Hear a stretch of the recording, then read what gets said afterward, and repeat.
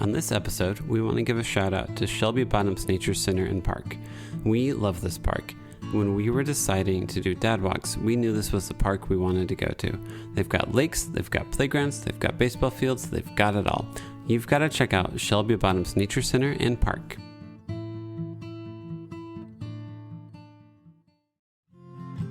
Welcome to another episode of the Nashville Dads. This week we have on Casey Woods. We talk about a lot of things this week, including making friends when you become a dad, being better for your kids, and how much your life changes when you have kids. We hope you enjoy. The fact that just straight up that I think one of the biggest things for me as a dad that like took me out was I'll never forget it. So my first pat leave. Rylan was born in September of 2019. So I pushed my pat leave to be like, just was justifying Google has a pretty flexible policy as long as you take it in the first year, sure, and you get a decent time. So I was like, I'll have summer with my daughter. The holidays are, I'll just push through the end of the year, take it January 1st, didn't take it January 1st. I kept going. And it literally got to the point where I was burning days of the pat leave. Oh, man. And I think, I didn't realize it at the time, but I think I was avoiding taking the time because, I was all for it, like spending time with my kid. But you take walks with them and, you're hanging out with them, but they're not of an age where you're like, if I'm going to the zoo, it's like, I know they're not looking at the You're going on a 2-mile walk outside while your kid takes a nap in a stroller. It's more so for yourself. Yeah. But I think I came to the existential crisis that I realized I had no hobbies. Oh, yeah. I was obsessed with my career and I would do anything.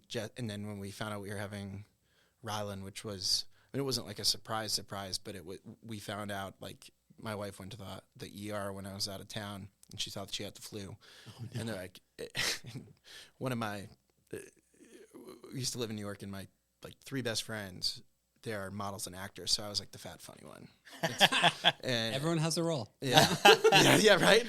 And so, I was at work, in Vegas, and she's like, I got to go to the hospital. And, with the time difference, I was like, it was great because I kind of felt like I was able to be with her all night and was like, yeah, you should go. Yeah. It's my buddy Mitch, who's the nicest, but most, and guy EQ there, girl EQ. Nothing. And he'll, if you're hearing this, Mitch, you know it. But yeah, not there. And so, of course, he's there, behind the curtain. To this day, he swears, he didn't hear the nurse say, you're pregnant. And I'm like, dude, there's zero chance. You just didn't know how to tackle that. Yeah. Yeah. But, no, it was, it's like, I wouldn't have it any other way. So. What's the age difference between your girls? 25 months. Cool. Mine are 23 months. I'm right there with you.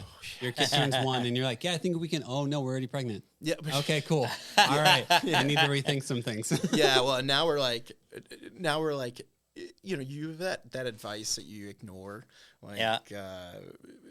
Everyone's enjoy the time being married. And we were living in Brooklyn and we were so happy. And just living, going out probably way too much, but just, it was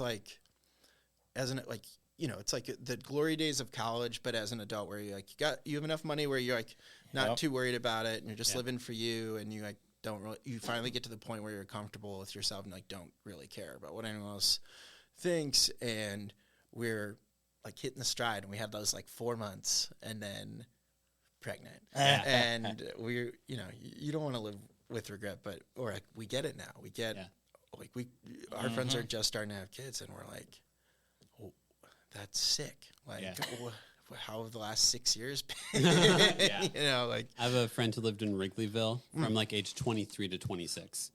And it's it's the perfect 3. And it was I don't know if he was single. He wasn't in a serious relationship that I know of while he was there. So it's you had the 3 years of being out of college, still pretty healthy, starting your career, having money, and just doing whatever you wanted, basically, with very limited consequences. Yeah. And it's we always say no, we'll make up for it in retirement. And then we're like, but kids are so expensive. It's like, how are we ever going to retire? Yeah, if you can retire. Yeah, right. Yeah, Because retirement's a given. Yeah, right. Yeah. So, but it's the way it's like supposed to be. I try so. I mean, it's kind of like daily struggle. It's so easy to like go and compare yourself. Be like, I wish I had this. I wish I had that. But then you have these moments where you like just take a deep breath and you look. It's so easy to forget what you do have. And I mean, I'm like, I wish I could listen or like, heed to my own advice here, but I find myself doing that all the time. But at least the half-life of how long I like obsess about it, or like feel bad for myself, is getting shorter, but still there. Every time that I look at Ada, that's when I'm like, this is awesome. I'm glad I did this. I'm glad it all worked out like this. Just looking at her, that's the thing. I'm just like, man. I am so glad I never had to date in my 30s, because Heather and I started dating, we were like 20 and 21 or so, and like I haven't had a different relationship since. But anytime I hear someone trying to date in their 30s, I'm like, I actually have no idea how any of that works. I'm so sorry. This is how you meet someone. I was way more complicated by that time. Like, I was so scared because that was around the time, probably a few years into the what's the dating app called? Like Bumble, Tinder. Tinder was on there. Oh man, am I going to have to start doing this? And luckily I never had to sign up for it. And I didn't have to put myself through all that just chaos. No. Yeah, man. I talked to I have an older sister, and she's very good taste. And I hope that she finds a partner one day that like kind of sets her free to like be okay with the imperfections of life. Yeah, of course. But if she was putting described a dating profile out there, I'm like, Prince Harry's taken. So, but she's very against dating apps. And at first I was like pretty judgmental. I'm like, everyone's using them. Like there's, as a tech guy myself, I'm like, the data's gotta be, Hinge at least, friend of a friend. Yeah. But she wants to like meet someone authentically, like bump into someone at the grocery store. And I'm like, yeah, that would be cool. It's so vintage. Yeah. But you're so retro. Yeah. But I'm like, I can't sit like, my wife and I met. We went to the same high school. Well, we never talked to each other. She never talked to me, to be clear. She's so pretty. I always thought she was like the hottest girl ever. Yeah. And I'm an identical twin. So she always says, like, I just didn't know which one you were. Yeah, I've heard that before. Yeah. But I realize how lucky I am that we just had this, like, we always talk about the sliding doors, right? That movie, I think it was early 90s, late 80s. Like Gwyneth Paltrow, maybe? Yeah. We're going to discuss rom-coms for the rest of this episode. Well, you can finally have your movie episode. We're talking about movies the whole time. That I don't know much about. That's probably good. I've got a guy for you if you want a movie podcast. Yeah. That's awesome. I'm all for it. Yeah. But, I just, we're you're lucky. Anyway, like, everyone who finds someone is lucky. And so I always, it's like I don't even have to think twice about it. So when I think we're lucky for, but when I'm like trying to sit here and my sister doesn't want the advice, but I'm like, it'll just happen. I don't know how, but it's probably going to be like some guy from Australia on a plane. And then I'm going to be like, hey, it was nice knowing you. And I'm so glad you found me. Now that's a Hallmark channel. That's a Hallmark movie. That's not so much rom-com. Well, rom-com, but in a different way. I don't know if I've ever seen a Hallmark Channel movie. I have not. There is a Instagram group that like makes fake Hallmark movie style trailers, and they are hilarious. Like, oh hey, I need to go find myself here, and oh my gosh, I'm newly single and I'm going to find myself in Australia. Exactly. They do is this a surf instructor? Such a great job at it. I wish I knew the handle and I would tell you guys, but look it up, search it. It is hilarious. Did you ever watch, there's a YouTube channel for like whenever I was in college, like 2008-ish, called Movies in 5 Seconds? No. Oh my God, it was perfect. I'm pretty sure I played like drinking games to that. Yeah, probably. Yeah. So it would be like, it would literally take a movie and splice it down in like 5 seconds, and it would just be ridiculous. So it was like The Lion King in 5 seconds, and it was a clip of Mufasa and Simba being like, "Dad, yeah, we'll always be palace, right? Yeah." And then it was Mufasa falling to his death, and that was the entire clip. And then it just went, and then it went to Hakuna Matata, and that was it. It was like a 15-second video, and I would watch them constantly. The people who probably created that is probably like the executive producer of that. I'm sorry if you like the show, but it's like that terrible Fox show that has the celebrities. They're like, name that tune, and I'm like, I'll name it in 10. And I saw like a clip of that, and I'm like, this is killing me. I could do the name the song within the first 10 seconds of it very well. That's a weird hitting gift I have. Yeah, man, you definitely have it. It was very annoying. It's sorcery. Yeah, it is. Yeah. It's like, oh yeah, it's clearly this drum beat. Don't you guys know? Like, that's it. No, I didn't know. I've got a.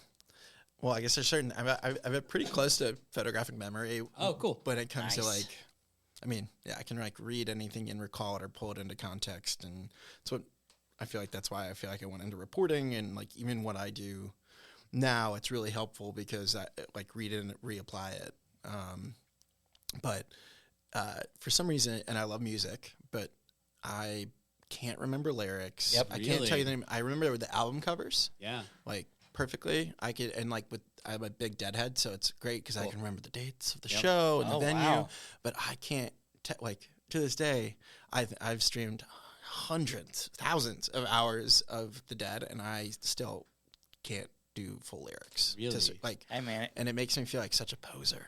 No. And it's so bad. Well, then you run into people like me who are like, it's not and, it's or in that song. Yeah. I'm with you, and so my wife always jokes. She's like, "You have the best memory," and I'm like, "No, I hold grudges. Like, it's different. It's a plot. Like, it applies differently here." For me, I have a few bands that I really like. I can name some of the songs. Yeah. Lyrics, very little. Yeah, maybe the chorus. But as long as it has a good beat, that's my whole mentality. I don't have like a certain genre that I like. I like whatever, as long as it has a good beat. So like, but I can't remember any. But it elicits a feeling for you. Yeah. Like, yes. It's a musical association, right? Like I get it. So, but I have no memory. You don't have like a mental list in your head of your favorite albums from 2003 listed in order or anything like that? No? That'd be a weird characteristic to have. I admittedly, like, there'll be... I'm an identical twin, so he's very into, like... Oh, he's got very eclectic taste. Like, he's the guy who, like, studies to, like, Harry Potter, Spotify, you know. Or, but, like, I guess as he, like, has gotten older, he's, like... into like hardcore rap, which was kind of a shocker. Yeah. And then on the flip side, he will be in like he's like back into like Blink-182 and like gosh, who's that? I wanted to say Dave Grohl, but it's not Dave Grohl. Oh, the Foo Fighters. Well, I wanted to say it was, but it's not. It's David Byrne. David Byrne. You mean Talking Heads? Thank you. Yes. Yeah. See? Yeah, it's okay. That's all right. I mean, hey, I'm right there with you, man. Stop making sense. Yeah. It's a Talking Heads reference, just so you know. If I listen to the song, I'll probably know what it is. You would know Talking. You both would know Talking Heads songs if you listen to. No, totally. I'm like, but like, I'm not the type that like will go to like my great spot. By the way, one of my favorite spots in Nashville is Lucky Threes. I'm a big dive bar guy. Okay. So it's over in Wedgwood, Houston. Yeah. And on my birthday, like my wife was like, "What do you want to do?" I was like, "I want a Miller High Life and like a burger." That's awesome. Potentially to rip a cig. Like, yeah. That's all I want. Lucky Threes is where you would do that. Yeah, that's all. I just want to feel young. Did you ever go to Rosie's Twin Cakes? I've driven by it 50 times. Yeah. You're talking about the one like on Thompson Lane. Yeah. Okay. Mm-hmm.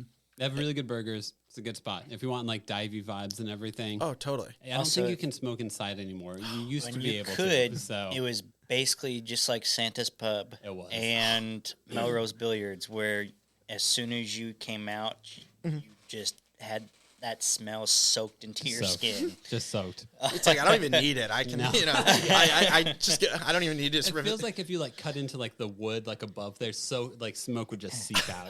Like as if it's trapped literally that much in there. Yeah. Well, on my birthday it was emo night. Oh, And nice. so like my wife, like the like 5 people we were with, they knew like every word, every song. They were having a great time, and I'm like, yeah, I think I know that one. You know, Good for you guys. yeah. You having a good time? yeah. I was like, I came to play darts, you know, out there. But it's, you know, everyone has different musical taste and different, like, you know, musical rebirths. And it's like, I feel like I didn't catch the bug until, like, I've always enjoyed music, but I got really into it probably right when I met my wife. It's like one of the things that brought us together. Cool. So, and I have not looked back since. Like, it's one of my favorite things about living in Nashville. We honestly, there's the stretches where we can, like, where we go to a show like a week or every other week. Yeah. It's like, there's a difference in your happiness. And then the stretches are like, wow, I don't think I've seen a show in 6 months. And you're like, we got to go to a show. Yeah. Don't care who it is. Yeah. We're going to find something new. What's your favorite venue so far in town? Ooh. Yeah. That's a good question. So at first it was Basement East. Oh yeah. Just like great size, like, you know, more intimate shows, but not, but big enough, and great range of bands there. But I just went to my first show at the Blue Room, which is at Third Man Records. So it's like Jack. Oh yes, yeah. And it was awesome. There's a lot of magic in that room.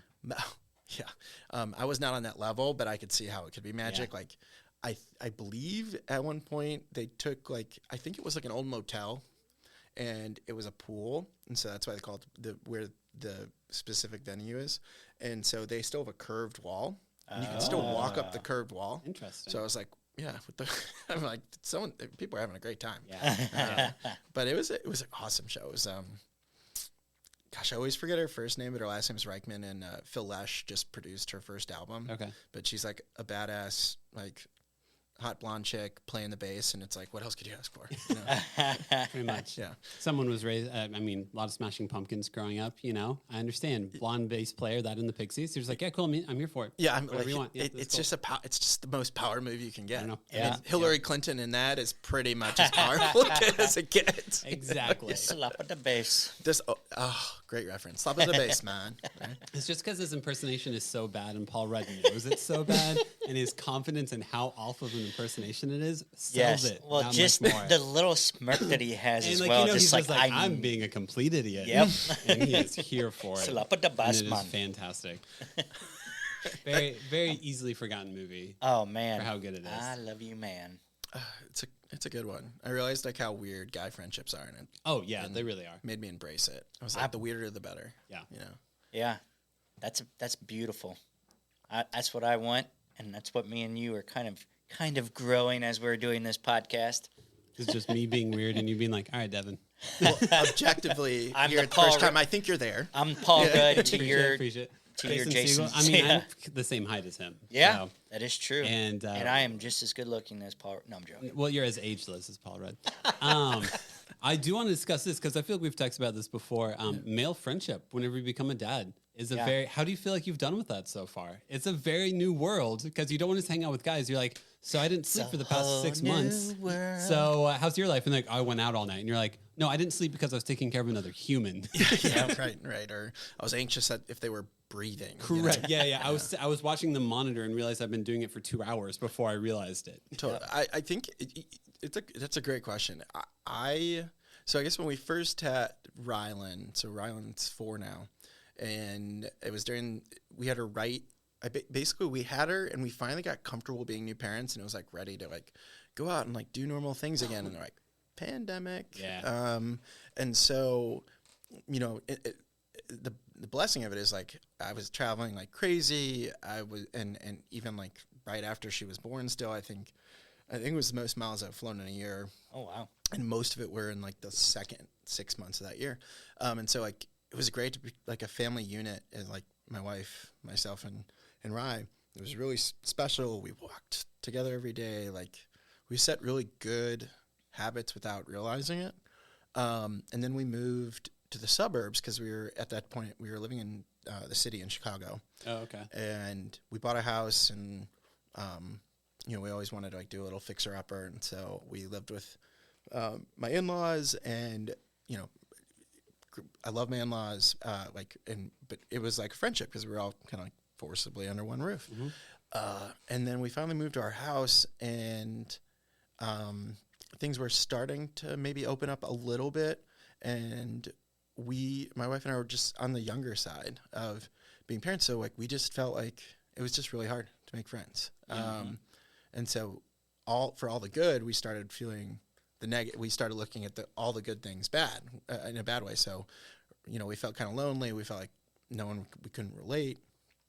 And it wasn't like people weren't making efforts. I think that's the cool part that we've been able to see. And like, when you become a parent, it's like the opposite. It's like the Grinch, you sneeze and your heart grows that much bigger. I feel like you have more empathy. Yeah. You can kind of see it without like the things that you never saw before. Like, they look really tired, or like they could use a relatable moment. And so I think there's no shortage of that, but it took us moving here to really feel like we could make friends and fit in. And so anytime we've made friends, it's been at a playground, at a brewery that's kid friendly. Yep. East Nashville Beer Works, shout out. Yeah, man. And it's been really cool. And like, that's probably the smartest thing that any brewery's ever done. We'll release this episode tomorrow, but we talked to a friend of ours, and like, he's like, yeah, no, I go to Nectar Cantina or East Nashville, that brewery, because it's like, I'm guaranteed my kid can do something while I just sit there and be a normal person for a bit. Yep. And like, more families can go to those things now. Yeah. I went to Denver for June because my wife can work remotely. And like, there were like multiple breweries and stuff out there where it's like, what do? You sit here, eat food while your kid goes and plays and makes friends. Which is cool. That's awesome. That's what I'm looking for. Yeah. And it's that like, is the adult playground. It kind of is. And then maybe their kids like, since your kids are what, like 4 and 2, you said? Yep. So they start then making friends at the playground. Then you talk to their parents. You're like, oh, hey, it seems like we're in a similar phase of life. How do you feel about your day to day? Totally. Natural connections. Totally. Yep. But I will say my wife and I guess, I was solo with the girls, but Creefall Bagel, another great spot. Yeah, man. Yep. Yeah. We've had a big fan of Ben's. Yeah. I'll do their story time on Wednesdays at like 10 a.m. every once in a while. Yeah. So, yeah. So good. Yep. But that's how we met our very best friends here. And it's because, I was alone with the girls, and there was this other couple, their names are Jenna and AJ, and their daughter's also name is Rylan. Cool. So I was calling Rylan, and they're like, wait. What are the odds of that? Yeah. And it was just such like a genuine, full circle with authentic moment. And they are like, we have never had better friends. Yeah, that's awesome. And they're just the most incredible people. We met at a bagel spot and have never looked back. Yeah. But it's also amazing. You always think that you need so many. Yeah. Right? Or like, I need more. Yeah. And it's amazing what one set of really good friends. So weird element of getting older is your circle gets smaller, especially after a kid. Very much so. But in like your early 20s, you're like, cool, how do I meet as many people as possible and have like tiny friendships everywhere? Right. And then you get into your like mid 30s and you're like, can I actually just trust you? Yeah. Right. Like in any form. Like, that's all I'm looking for. Can I be myself? Are Yeah. you, like, if I complain, are you really going to think of it as complaining? Yeah. If I have one bad day, do not talk to me for a year. Like. Right.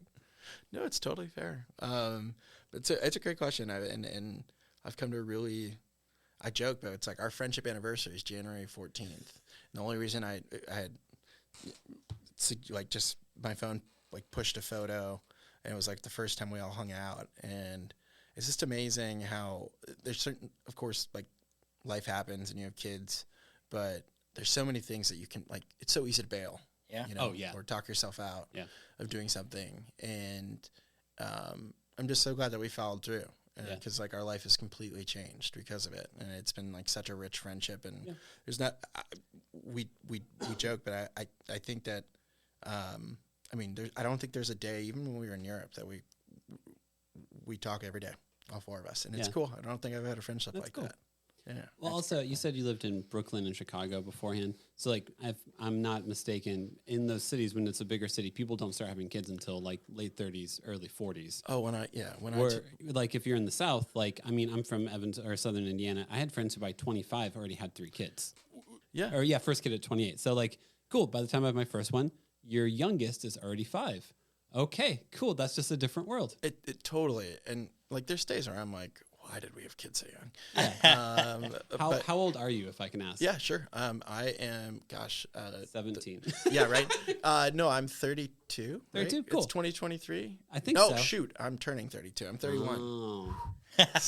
So you had kids After like 30, you just don't care anymore. yeah, right. How old were you when you had your first kid? 27. Yeah. Okay. But almost 28. Yeah. I was 37. Yeah. I had my first kid whenever I was 28 and living in the South. We were late to the game because most of our friends their kids were already like 3 or 4. And we're just like, yeah, we just weren't ready like until this moment. And we're okay with that. But like, yeah, we have friends whose kids are like, will probably be in high school in the next year or 2. And I'm like, my kid just got 2nd grade. That's a very different world. It's wild. Yeah. We always wanted like a family and everything, but, anxieties. We just had convinced ourselves like it's going to take us forever. Like her family's had troubles, and I guess I was like, I must have willed that into existence. Just like whatever. We'll just and next thing you know, we're expecting, but I'll never forget when I told I work at Google, and when I told my coworkers, it's a very progressive place, but the way those New Yorkers looked at me, they're like, "Are you nuts?" Like, and I got you. Yeah, all of them, and like so sweet, but at the time I didn't put 2 and 2 together, but they thought I was a ghost. Like they were like, "What are you thinking?" And I got it because we were in like a 750 square foot apartment. Yeah. We'll do it. We'll do the New York thing, and which I still dream about to this day. Yeah. And I was like, I'm not taking a stroller into the subway. No. And I shouldn't either. Apparently not, but I was like, well, whatever. Find the elevators. Those elevators will work. Yeah, never. Yeah, right. Do you think, Nashville's still a pretty good sized city and everything. Do you feel like your daughters are missing out at all by not living in a bigger city? They're also pretty young. Yeah, I think loaded question. I will say Nashville definitely feels small to us still. Yeah. But there's also so much more than we thought it had to offer. Growing up in Chicago, you can't control where you're born, right? Or where you grew up, and so I feel like no matter what, my perspective is like a little skewed. But we're definitely more like metropolitan. We're more city folk, but we do love the spoils of like being like we grew up in a suburb where it's like you have a yard and there's sidewalks and you can walk into town, and I think that's the hard part I have here is like there's more neighborhoods in the city in Chicago, in the city in New York, in the city in San Francisco. In DC, and here it's like you have downtown, and then you've got like, and then you have suburbs, some pockets, but it's like I guess that's why we moved to 12 South because it reminded us of a town center. But it's like we don't go there like Thursday through Monday, like because it's not locals, right? It's it's all the and so I think that's the thing I miss, and so I'm hoping that Nashville you get that in East Nashville a bit more with like 5 Points. And then there's little pockets, but there's the nations. Yeah, and then in the nation, right, the nations, but you don't see it as much. It's like Belmead is this, like highly desired thing. I'm like, that's a strip mall, and great, beautiful houses, but I'm like, no sidewalks, and like your kids aren't going to ride their bike into town and do kid stuff. It's just different. So. Did you grow up hopping on the subway and going into town and doing stuff? Or the L, So I grew up, I guess the first part of my life we were in the city. Yeah. And my dad is, both my parents are from Chicago. My dad grew up in the city in Lakeview. Oh, yeah. So he was a city kid. And my mom and him lived together in the city forever, but my mom lived in the burbs. And my dad really didn't want to move there. And now I get it. But even if you're in the burbs, there's commuter trains. So if I worked there, I would literally walk to the train, get a train that comes every 10 minutes, take the train to downtown and walk to work. Man. And then do it back. And I love a commute. Like that's actually something I think it's really fun. miss. I would love that. I don't like a car commute. No. There's a very drastic difference between car commute and public transit commuter. Yeah. Yeah. Man, biggest city maybe was Seattle that I lived in, and that was only for a couple of months. They didn't have the trains, but they had really great bus system. Yeah. There was coming every 10 to 15 minutes, and I just loved getting on the bus and going downtown and going all over the place. Just I think it also makes people you realize, watching. It makes you realize the ecosystem they actually Yeah. live in. Where when you drive into work and you spend an hour in a car listening to podcast, then you've created. Then it's like you're just aware of your day the entire time. Whereas you have to get on a bus. You're like, okay, cool, I got to account for other people. Sure, I've got a full day ahead of me, but the world is much bigger than what I have to do today. Totally, and you I don't know, I mean, work was no less stressful than it is now. I mean, maybe I feel a little more pressure as a provider, but you didn't. I felt like you didn't have that anxiety build up or come down. You just had this time for yourself to prepare your without even knowing it, you were preparing for your day. And so I was listening to more music or podcasts, and I think that was a huge transition for me. Because if you ever I work from home, which I'm not the biggest fan of, but we have an office here, and we've been here for over 2 years, and I just went into the office here for the first time, and it's literally take a right from our house, take the street all the way down until it curves into 11th, and the office is on that street. And I've never been in, and I still didn't like the commute because I was like, I'm just driving in with my own head, my own thoughts. This is terrible. So, no commute and working from home has been a big transition for me. Yeah. I know I got off topic, but you're good. No, look, with our kids, I don't think it's where you grow. I don't think it's the city that makes the childhood. It's as a parent, how do you make them, how do you inspire creativity or give them the curiosity that they want to explore and feel because you don't get that freedom back, you know, and it's something you don't realize until you're an adult or a parent where there's only so many years of magic. And then, not to say reality is depressing sometimes, most of the time, but it's that's what I'm going for as a parent. I just want my kids to be have the ability to explore and feel free and kind of do what they want, but and treat people well while doing it. Yeah. And I don't know if I've learned anything from living in a big city or not. There are amazing things every place you go. You just have to find them. Yeah. And so maybe it's a little more work to it's a little harder, but I've actually really enjoyed that. My wife and our close friends AJ and Jen, they call me the experience coordinator. That's awesome. Yeah. But it's you just have to search for it. Yeah. And it's amazing how many things we all have at our fingertips that we take for granted. Yep. And it's one of my favorite places here that I don't feel like we discovered soon enough is Radnor Lake. Oh yeah. Radnor's awesome. I mean, are you kidding? It's amazing. Yeah. So I was just there a couple of days ago. Really? Yeah. It's just a good place for a quick hour to walk, and it's so crazy. It's nothing like Central Park, but I think it's better than Central Park. But the size grander, and scope, but it's just in the middle of all these suburbs. But when you're in there, you do not feel like you're surrounded by suburbs at all. Nope. No.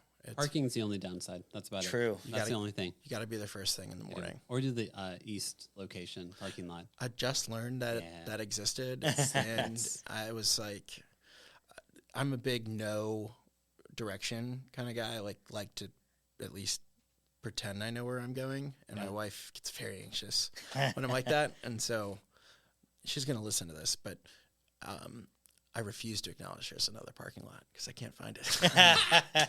Just go in Hogan, turns into Otter Creek. You just follow it. You'll get there. Yeah. It'll be okay. There's only one way for me, Granny White. Granny White, and that's it. Dang it. Why waste your time with anything else? Yeah. But actually, one of my favorite things to do with our oldest daughter is we just started taking them off trail. Yeah. It's every time you think you need a stroller, you don't, and then every time you're I don't need it, you do. But without question. But this time, we brought the stroller, and it was one of the times where they had no interest in sitting in it. So we just parked it and went off trail, and they made the whole loop. And at the time, my daughter was really into Frozen. Sure. And so we looked for Elsa clues the whole way. That's cute. So now every walk we go on, or any time that we're even remotely in something of nature, she's like, yes, Elsa left me a clue, and it turns into this scavenger hunt. That's so awesome. I highly suggest Elsa's Trail. Yeah. Okay. You'll know. Yeah.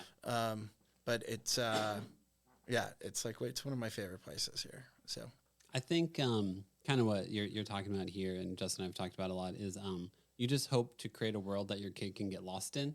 Because, like, yeah, whenever you're 4 or 5, that's when you should be lost in your own world. At 36, I shouldn't be lost in my own world anymore. Yeah. My world definition needs to be a little bit bigger. But, like, 4 or 5, those young ages, like, yeah, man, Elsa left you clues. Go find them. Have that be your entire hour, and that's your main focus. Because why not live in that world? Yeah, Because in 5 years from now, you probably won't be able to. So, hey, you never know. you never know. I'm a cynic, so yeah. But it's the magic. Yeah. It's the magic. And I think that's my biggest fear as a parent or like as a dad, is that on my days that I'm not at my best, am I somehow taking that magic away from them? And you feel, you'll raise, I don't know, I can't speak for everybody. I'll raise my voice, and I've noticed, like, I used to think I was pretty patient, and I am in every other instance except with a 3 to 4 year old, apparently. And it's happening, and you're aware of it, and it's kind of like quicksand. You're like, you're sinking, but you're trying. You push hard. that rock You down keep the hill, fighting. and you just watch it keep rolling, and you're like, oh, crap, I hope that stops soon. Yeah, and it's like my mouth is moving, my eyes are here, but my mind is I'm back disassociated. here. Yeah. And you make up for it, and that's also part of the magic too, because it's very real. But in that moment, I'm so afraid of kind of like extinguishing that fire, and that to me would be the biggest failure as a parent. I have a long list of them, but right now Top 3 in the top 3. Oh Yeah. It's by far my number one right now, which is nice. For once, it's not money, but which is like a weird thing to think about. Not that financially anything's any easier. I think it's harder now, but it's. I feel like that is an indication to myself that at least I feel like I'm doing something on the right track, even though there's going to be every day isn't perfect. But my wife taught me this lesson. And it's like the one vow I made to her, and I believe it every day. And it's what makes life perfect is celebrating every single one of life's imperfections that's thrown at you. And I realize there's not one that you can have a perfect day, but that is not going to be absent of imperfections. Yep. Mm-hmm. And so it's like, so pessimists, or realists, that's a real perspective for you. I mean, no day. You can still have perfect days with imperfect, moments, and there's not a day that's gonna go by without one. Yep. So, I always think of you played soccer, right? I always think of like games in which the other team scores in the first 5 minutes, and then your team comes back and scores like 3 goals the rest of the game. I think of that constantly in my head of like, okay, cool. How'd breakfast start out? Awful. You have an extra 10 hours for the rest of your day. You're gonna be fine. You might start the day off on an awful foot. You might give up a goal in the first 2 minutes. But then the rest of the game, you're okay. But you don't want to get up 2-0 because that's the score. Like, I don't know what it is. It's like it is the unlucky. It doesn't matter like what point in the game. If you're up 2-0, you have your whole life to lose. Like, you do. You lose every time. But like, there's this thing in parenting we have to remind yourself, like, okay, cool. You just had a couple losses in a row. Like, you've started this game out tripping over your own feet. Take a breath.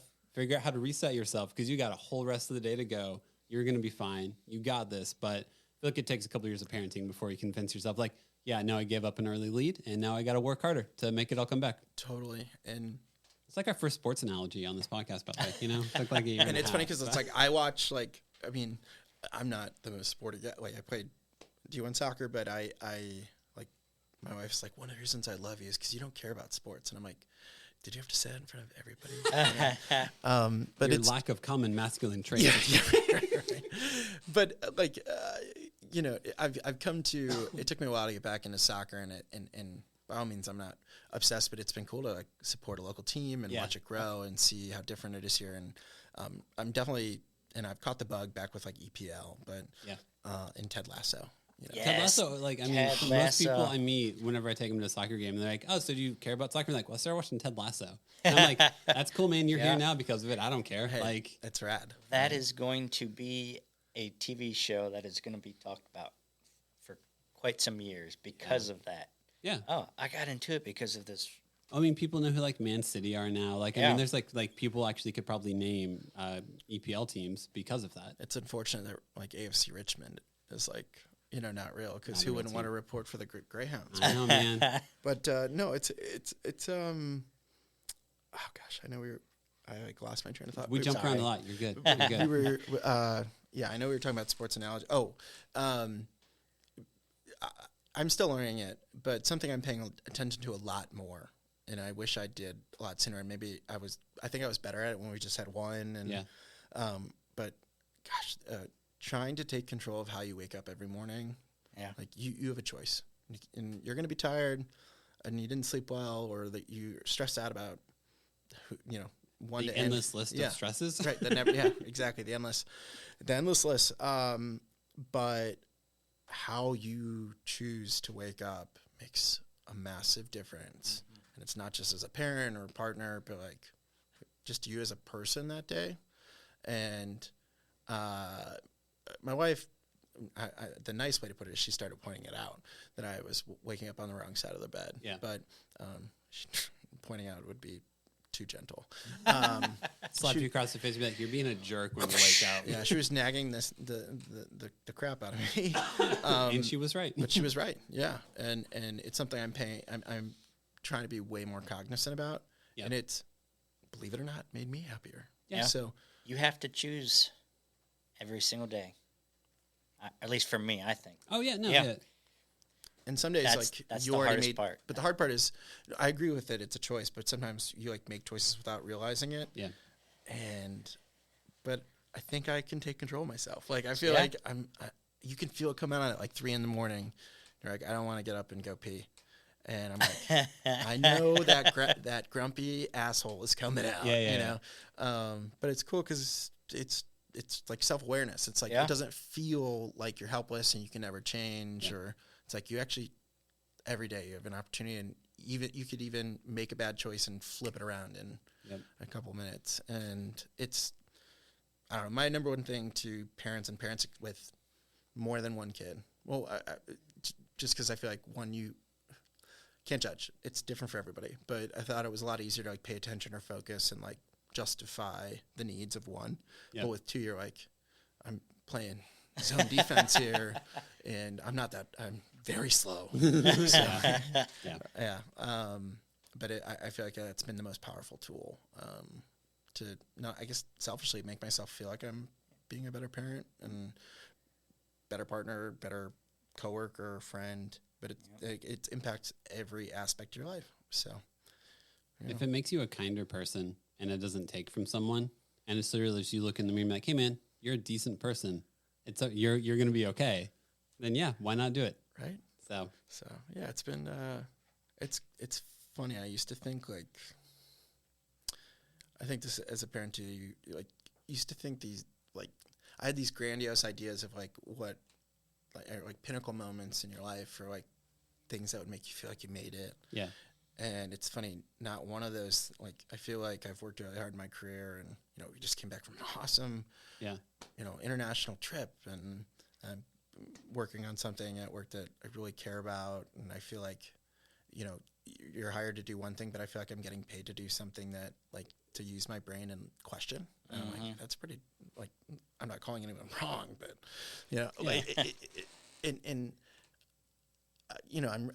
I'm reaching these goals that I thought I'd like never make, and it's, while I'm really grateful for them, it's like those aren't the things that, like, God forbid if my life flashed in front of my eyes, and like those aren't the things that make me feel like I've accomplished something. Or I hate to bring it back to money, but I think that's always been a big source of insecurity, of course, for me. And like things were tough for me and my family growing up, and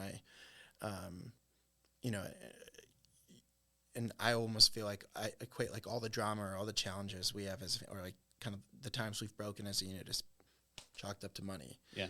And so therefore I became pretty like driven and obsessed, and many times felt like I'm never going to be good enough, or I'm never going to make it. And well, one, you realize that when you have kids, the number you want on your checking account is never going to be the number you want in your checking account. And neither is that an indicator of how good of a parent or a provider you are. Yeah. And I think that, like, I get, we just went away from the kids for, like, I don't know, 10 days.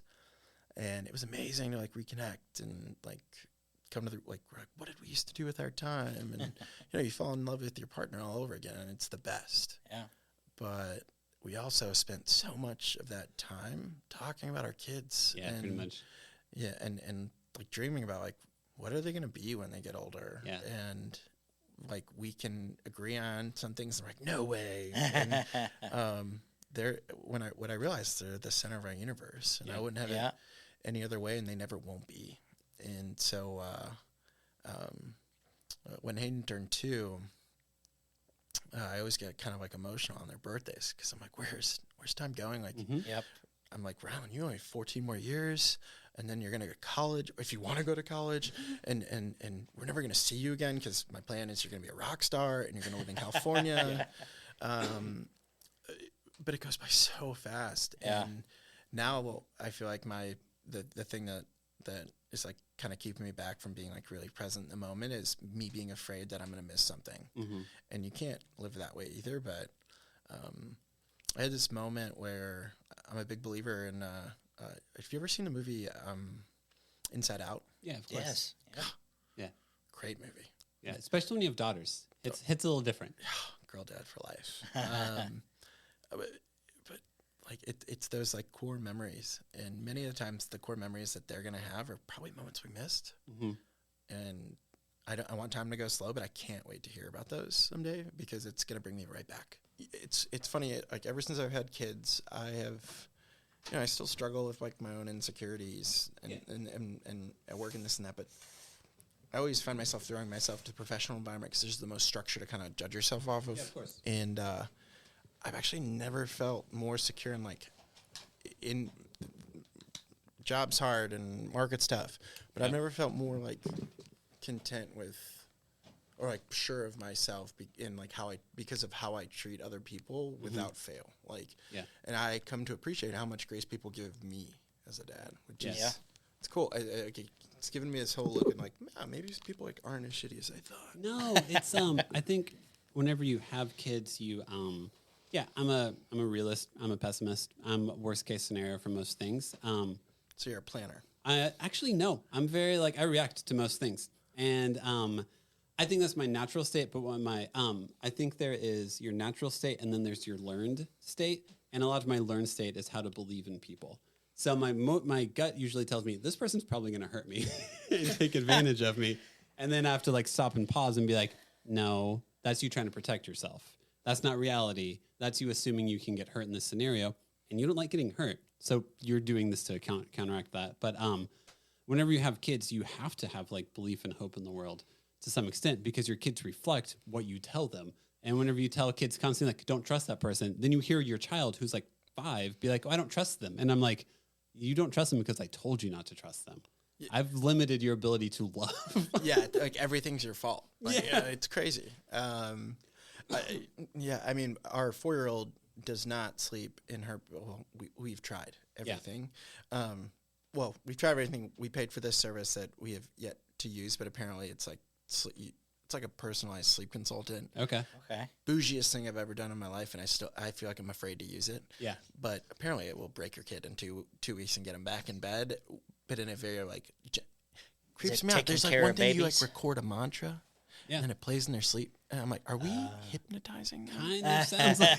I'm like, I'll do anything. I just want to, just let me know. Does your kid sleep, they don't sleep in their bed. Do they sleep in your bed? No, no, not. We were so tired for a while. And she's just the type where we had success putting her in her bed. Yeah. We think we did the whole transition from a crib to the toddler bed to the big bed. There's no right way, but I think we did it exactly the wrong way. If I that don't know means the anything. right way. I know ours wasn't it. Yes, yeah. I definitely, like, I'm not even going to share the details of how we did it because I don't want anyone to take this. Maybe take that. he just did it wrong and I can do it right. Yeah, no, don't. No one be that stupid. Yeah. Okay. We did it all wrong. But she has, I don't think she ever hits a deep sleep. Oh. So she's the type where she's very strong-willed, and I realize that's why I think I get so short-tempered with her, because she's me. Yeah. Which has been very humbling. Yep. But and every time I lose my cool, actually, it's kind of endearing to me, or it makes me feel better. But like our little secret head shake is like, remember how I said you and I are the same, and then we'll like butt heads. And it's kind of like an Eskimo kiss. Yeah. And I'm like, this is making me feel better, but I know one day you'll be smarter than that and just actually crack me in the skull. Yeah. But, you know. You'll break my nose and I'm like, don't expect it here. Yeah, exactly. But, yeah, she's the type that was very strong-willed and wouldn't go down. And then we would finally get her down, and she maybe makes it like 90 minutes to 2 hours if we're lucky. And so my wife and I were having that crisis of like, how we literally have no personal space, no time to ourselves. Yeah. And so that's been an ongoing battle. But Tessa was smart and got like a cot.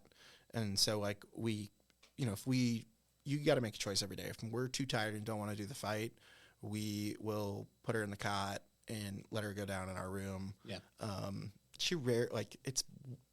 She at least knows that now. So we're starting to get that kind of space, but we can't get her out. And we tell some, other parents, and they're like, what? And this was actually the biggest shocker to me and made me think maybe we need to go to a new pediatrician. But, everyone's like, did you try like locking it from the outside? And we're like, are you, yeah. No. Yeah. I was like, I've heard that before also. And I'm like, nope, I can't do that. I'm like, look, no judgment, but I'm like, judgment. I know I do have judgment. Yeah. I couldn't do that. And it's because like, would you want someone to lock you in your room and not be able to get out? No. Pretty much, because all you want to do is see what else is going on. Well, actually, technically, the only place on earth that it's supposed to be like that is jail. Yeah, pretty much. Like, here's your potty, here's your bed, and you can come out see when in 9 hours. Yeah, and to be clear, my daughter's room is not a jail cell, but like we can't do that. And we tried Rylan is very smart. Yeah. And manipulative, which are two traits that come together at that age. Yep. I guess in your 30s when you're dating. And so I think that's been the biggest challenge for us, because we've had to find new ways to we're not grossly successful at it, but like to make time for like each other, let alone ourselves. And that's actually probably been the biggest challenge. Like, my wife's much better at it, and she's been more cognizant of it. But I guess I convince myself that every extra time I have should be like put towards work or like putting extra focus there, because that will equate to more money, and more money will make us all feel more secure and happier. Neither of which is true. But I'm finally, it's starting to take its toll on me. Like I'm, almost 32, but I'm like, I'm not I've gained a ton of weight. I'm not eating well. And it's like, you do what you got to do to survive. But I'm like, it's on me you have to find that time. Yeah. And it can start with 5 minutes. And this is me telling myself on the record to take my own advice. But that's the hard part, I think, of being a parent. Societally, as a man, especially if you work, does your wife work, or are you like but like if you're the main source of income, that means one of your main responsibilities is how do I make sure we are financially provided for? And societally, that doesn't then correlate to also like, hey man, go on an hour walk by yourself at Radnor. Those aren't the same things. Yeah. Because that hour that you could have worked, you could have gotten you ahead in projects, could have gotten you open for a raise, gotten you open for a bonus or something like that. Time is money, right? Exactly. Yeah. So like, how do you have to at some point in time look up and be like, I'm exhausted. You have to tell yourself almost you have to change your value system. Totally. And I'm working on it. I'm not going to act like I'm good at it either. Like, dude, it's a constant It's work. Hard, man. It's real hard. It's constant. Well, and that's not a bad thing. That's just saying that's reality. Life. If you're on an hour walk, you're like, it's not like your wife is like, in that hour, our house burnt down. Your wife is like, how was your walk?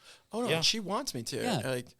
And I think that's been awesome. And like, really, I'm so lucky. Like Tessa's the most like thoughtful, and I really think, you know, and I say this with a grain of salt, like I really do think she puts, she really cares about me, sometimes to a fault more than herself. And and I know that's part of partnership. It goes both ways.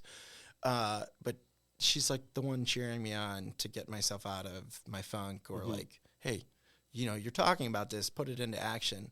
I'm like, hey, that's mean. And she's like, do you like it? I'm like, yeah, I like that a little. Okay. Yeah. But it's your ability to like step up as a partner, because it could happen to either or both. Like you're all you each other has as in that small unit 99% of the time. It doesn't mean you don't have great friends and family and community, but it's you have to rely on each other, and I think that's something we're definitely investing in more too. Yeah. So,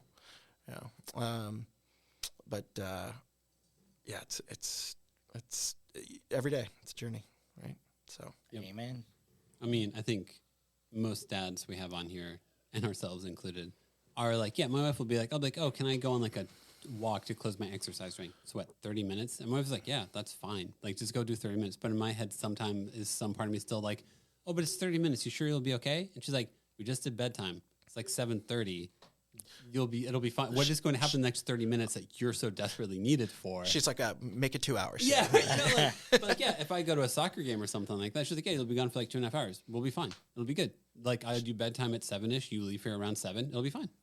And it's just balance. And it's like, I think at the beginning and when it's really hard, you say those things, but you don't necessarily really mean it, because you're still not feeling confident or comfortable. Yeah. But when you get to that point in parenthood, when you really mean it, it's like your relationship and your ability to just kind of like it starts to re-normalize again. Yeah. But until you get there, there's no chance. And so I think that's,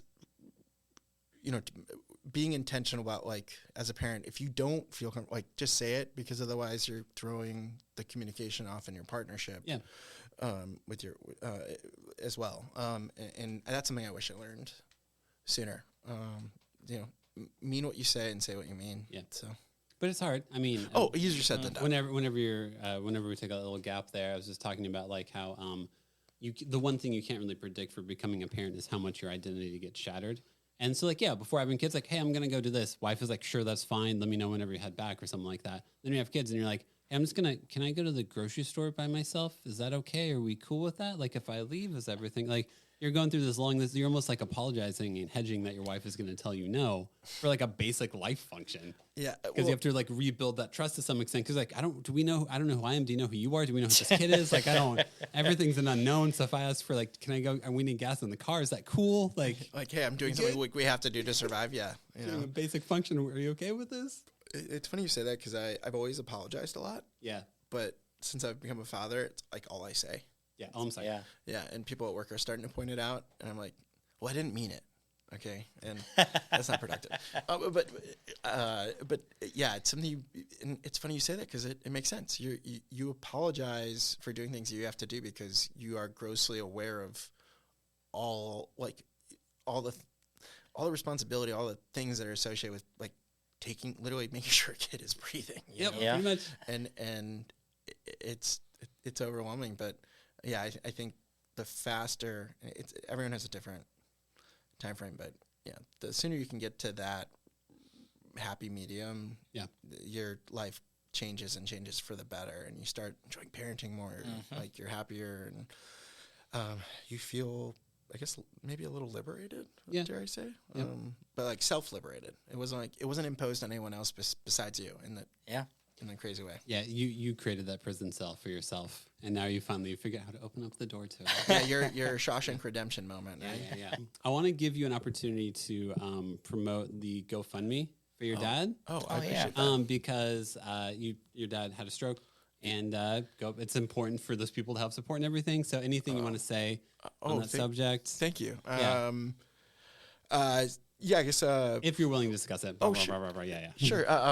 So on New Year's Eve last year, my dad had a major stroke, and really, out of all of the days, we met up for breakfast with the kids, and I'm so thankful for that. But in an instant, he was in the ICU for about 4 months and spent, I think, almost 6 months in the hospital, and then just made it to a nursing home. But he is fully paralyzed on one side, and then he's ischemic.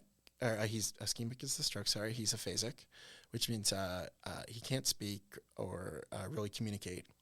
And so I have seen for the first, from a firsthand view, how hard our healthcare system is. And especially for my parents were on, is it Medicare, Medicaid? Yeah. So my dad's name's Scott, nicest guy in the world, would give the shirt off his back to you. But yeah, my parents have been really struggling with making it through all the associated costs. And right now we're trying to figure out, based off his condition, we don't know if he'll ever come home, which selfishly has been is really tough. Like I'm having, that's I think the hardest thing I'm grappling with. Yeah. And so every bit helps because home care and on your own is expensive. So we have a GoFundMe. I think it's the URL I think it's Scott Wood Recovery, Stroke Recovery. We'll put on the post and everything. I think it's you realize how many gaps there are in finances of medical care. And I mean, so your dad hasn't been at your house in almost a year, right? He hasn't. And my mom has been so strong, but I feel like it's every week it's a challenge with the insurance provider, and it's Medicare. Once you go from Medicare to Medicaid, there's forfeits of Social Security. Oh, okay. So if you're in a household of one person earning and they forfeit they use your Social Security to pay for those services, it's draining of life savings and then some. And so I'm really I think out of this I'm really passionate about trying to do something to improve the elder care space. Yeah. But it's I say this in the most, anyone who goes through it, always here to talk, but, I miss talking to my dad more than anything, and hearing his voice and you just make sure any chance you have to have a conversation with your folks or someone who's elderly, take it, because you have no idea what they will share that will stick in your brain forever. And so, I just appreciate it. So I think there's a lot of fragility to life. And I think as your parents get older, as you have young kids, you just realize kind of how, the entire birthing process, the fact that your wife and kids stay alive, you just kind of look up and you're like, oh, that wasn't a guarantee.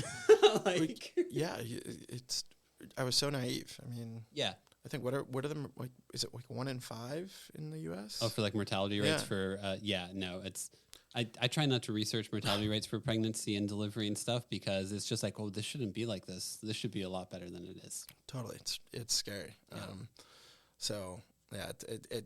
When you have kids, I would agree with that statement too. Yeah, or you're just I never now thought. I know. Yeah, Jeez. You're I didn't know I wanted my life to be this boring, but I do. Just no surprises, just nothing, just healthiness and everyone being okay. Right, the little things. Yeah. Right. I appreciate that. Yeah, man. Yeah, we'll make sure to link to your GoFundMe and everything, and because I want to make sure that your dad, because if my dad had the similar thing, I would want word out there, so there'd be ways to support. Thank you. That. So I appreciate it. Yeah, man. We'll probably start wrapping the episode down. Okay. So that we end every episode by asking the same 5 questions. So Justin will ask the first question. What were your kids' backup names? Or did you have any? That's a great question, and I do remember this one. Yes, good. So the big thing with Rylan was her initials are the same as her grandma, as my wife's mom, or Gaga. So it's RBW. And the big thing was, I'll never forget of it, her name's Rebecca. Oh, okay. And there was a hot minute where we're we should name her Rebecca, Becky's the best, and Tessa idolizes her, and there's no reason not to. But Rebecca was my ex-girlfriend's name, and so I was sorry, it's out. Yeah. But as soon as I was, Tessa, you get basic naming rights, as I just poo-pooed the big one that you wanted. So that was with Rylan. With Hayden, oh gosh, I think, I think Hayden was the first one that, well, I guess maybe Ava was one that we were considering, but we had a neighbor named Ava, and one of my wife's best friends is named Ava, and she's lovely. And but we're like, no, it's like too mainstream. Yeah.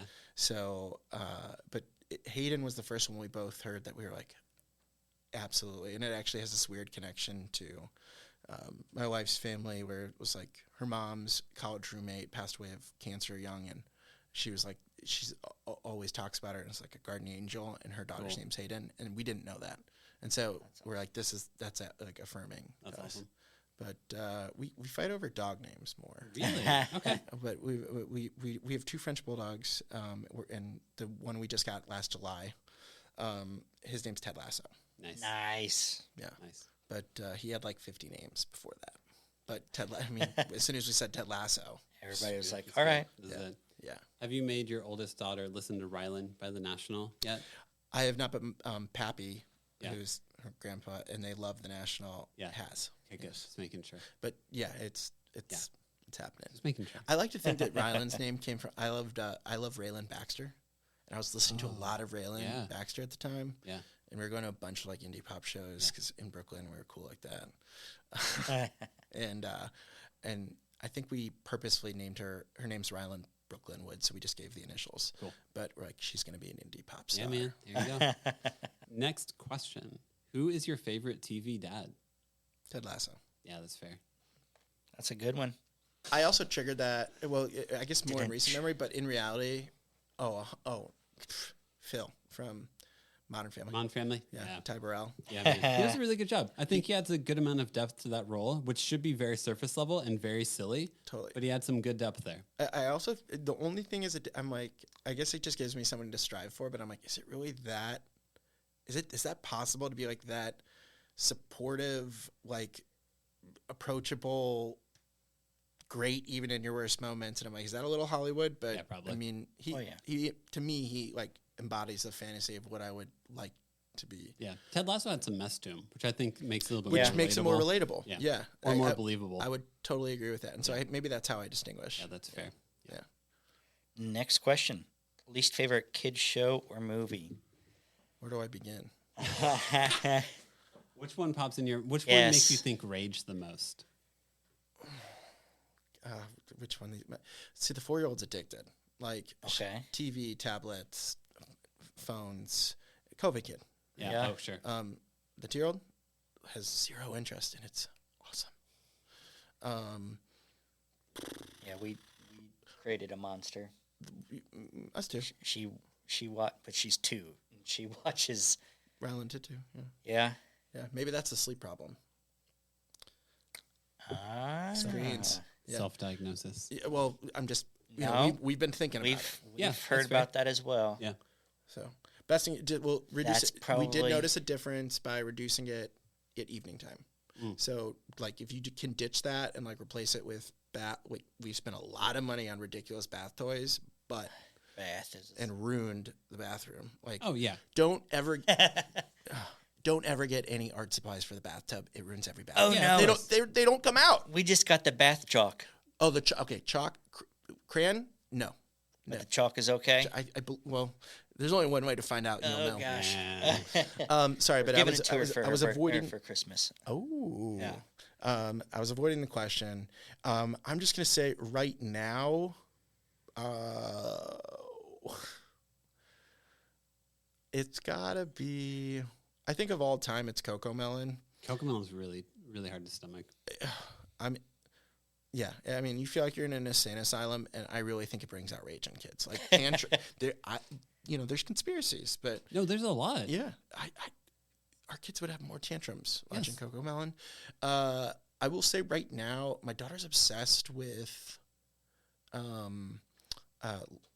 Lady Bird and Cat Noir, which is on Netflix Kids, and it's the worst superhero show of all time. I appreciate a feminine lead. Don't get me wrong, girl dad. Yeah. But they say it's age appropriate for, I think, 4-year-olds. Yeah. What is it called again? Miraculous Ladybug. Oh, yes, I know. Yeah, it's like the red, like, yes. We haven't watched it. It's way too. That one's not on our TV for some reason. Oh, lucky you. Yeah. It's way too. You know what? I totally muffed here. Okay. Don't ever watch Diana or Nastya. They're on Hulu now. I have. They got into the Roku free TV. Now these kids are on Peacock. Those kids are brats. Peacock. Oh, yeah. So, Miraculous, I just think is a little scary for them. But she's obsessed and it's cute. But no, 100%. I believe they're both Diana and Nastya's families are from the Eastern Bloc. Are from from old USSR? Yeah. Well, they immigrated, but like it's totally like home production. Yeah. And let's just say they exhibit behaviors that I would not want my kid to, and she immediately starts acting like them, and it's okay. And my mom pointed it out, and it's crazy. So, do not watch it. Nastya or Diana don't. I mean, good for them, but it doesn't. We need to have a compiled list of all of these shows. We should. We should. The book ban list. It's our TV ban list, basically. Don't watch just this show. I'm not saying you shouldn't watch them. I'm just saying other dads have said, I hate my child when they watch Yes. Yes. Well, hey, I mean, and again, that could be probably the reason why she's not sleeping and why Ada's having trouble sleeping as well. And you know what? It's funny, but anything that comes as a free channel is going to be like lower budget production, but it means it's going to be like over the top. Yeah. And so we've started looking at like free channels differently. Cool. Where like it's worth it to pay because hopefully they won't be exposed to these little YouTubers. I mean, they're good for them. They're making like $100 million bucks. Yep. That's what I've heard. So next question. Favorite kid's toy? You could also do activity you like to do with your kid. No, kid's toy. Okay, cool. Because it's more fun. The parachute army men. Oh yeah. Yeah. Old school, and we live. Our house. Like everyone at Nashville who lives on a hill. Yeah. Our house starts level, and then it's the second floor, and it's really high, and so we throw them off. The only hard part is it gets my workout in, but I have to go down and pick them up. Yeah, of course you do. Yeah. And also, pro tip is there's some that look really good on Amazon. They're like way upgraded. They do not work like they used to. Oh like go get the OG ones that there's a chance when opening them up you rip the parachute, but like they work better, and it's so cool. What's really funny to me is most guys who are girls' dads or girl dads do have toys. Anyone who's a boy dad is like, oh, I can't get them to sit still for a toy.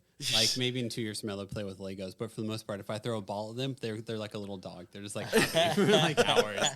But I'm like, hey, let's go play Simon Says, and they're like, oh, I can't sit still. I can't do this. Yeah, Simon, where'd he go? What did he say? What did he tell me to do? All right. Next question. What moment of your kid's life are you most excited to be a part of? Could be for one, or it could be both. Tough question. So many. Yeah. Don't want to miss one. I think it's going to be just a stage that they get to in general. And I don't know when they will. Everyone's different. Yeah. But I just can't wait till they each get to an age where you know how they're talking about themselves, how they present themselves, that they are, like, they love themselves, they're proud of themselves. Not to say that they won't go in and out of stages, but, like, they know who they are. Yeah. And I think that's going to be the coolest thing, is that's what I want to, like, if I can get them to that point, I feel like I've done a good job as a father. And then my job as a father changes at that point where it's like, now you're in the driver's seat and I am here to support you, but I'm not pushing you anymore. Like, this is like you've tackled the hardest thing. And so that's the moment I really can't wait for both of them. Yeah. And I think at this point it's going to hit them both at very different stages. Yeah. That's the beauty of life. Yeah. I think there have been a couple dads who have said, like, whenever they find out, whenever your child realizes their identity and then starts to live into it, and you get to be part of that journey. Yeah. Because that's a journey. Totally. Yeah. I'm hoping one hits, like, at least, like, maybe in the one's so confident I feel like they're going to hit it in, like, the awkward teen years or maybe even a little earlier. Yeah. And so because of it, I know I'm going to go to some of the weirdest shows. Yeah. Like, and I can't wait. Yeah. You know? It's like, I'm here for it. Let's do it. Because that's the other thing. Like, I can't fathom that right now. Like, our kids are still too young. They like to do everything, but like all the things you'd expect them to. Not like they're not really finding their own true interests quite yet. And like that's gonna be fun. Yeah, that's gonna be fun. Yeah, so it will be. Yeah. Well, here's a chance where we always give people an opportunity to like promote their social media handle, anything like that. Do you want to promote like your Instagram or anything like that? Oh, any self promotion for yourself? You know? I don't think any self promotion. I mean, I think the GoFundMe for my dad is the way to do it. But I'm always like super open. So anyone, if like, I love meeting new people. I'm always here to talk. So if you reach out to me, DM me on Instagram. I follow up and get together. So I'm queso fundido. Like, yes, like one of my favorite Mexican dishes. If you don't know what queso fundido is, I don't. I know a lot of food things, but I don't know that one. Okay, you're missing out. Oh, I mean, clearly. It's molten Chihuahua cheese. Okay. And then there's either like roasted Puebloano peppers and mushrooms, or more often than not, it's chorizo. And then there's like a whole layer of oil on there. But it's molten, and then you put it in a tortilla, pickled jalapenos, and eat it. And like happiness. Great date night. You get a salad and that, and you don't feel so shitty. But like my wife and I usually split those two. Yeah. Well, in our skinnier days. Now we're like, we'll start with two of those. But it's CASEOFUNDIO. Sweet. And we'll tag you. We'll like tag you in the post and all that stuff. So they'll have a way to find you. Yeah. But I also will selfishly self-promote my wife, who is way cooler than me, but she like always finds the hidden spots and is like, but she works for Mike's Hot Honey. Which is the hot honey that you put on pepperoni pizza. Yeah. And it's been amazing to watch the company grow. But the point is, if you stalk my stories or somehow stumble on hers, you will get like all the cool spots, and especially the dads, you'll get all the sneaky date spots. There you go. Nice. Okay. So that's what you're looking for. Yeah, another pro tip: you don't even need to message me. You just use me to get to my wife. Yeah, that's fair. That's fair. Yeah, but she's a saucy lady, as we say. That's awesome. Yeah. Well, Casey, thanks so much for being on the podcast, man. Oh, man. Thanks, Casey. Appreciate it. Thank you. Thanks for having me.